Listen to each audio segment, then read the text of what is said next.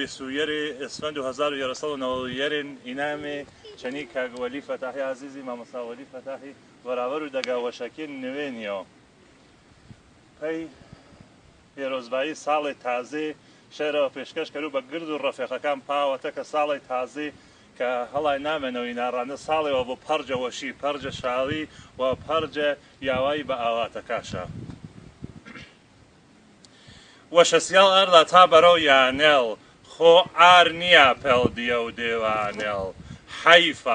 حەیفە کە دیڵەم دیڵە و نەوین و وەران و هەڵسا چەمەکان بین و شەڵای تۆقەکی ئاوەڕووی باز و دڵ بێ ئۆیانەڵ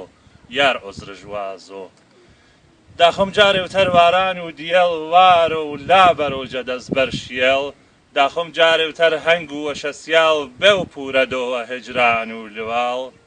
شاغەزەڵەکەی چۆڵی شارەکەم بەکەم زوانی واچوو بۆرێ لام با گۆڕەفشار و شعرەکەم وەز بۆ کەس و دڵیەنی دەی هەرچی کەس بۆ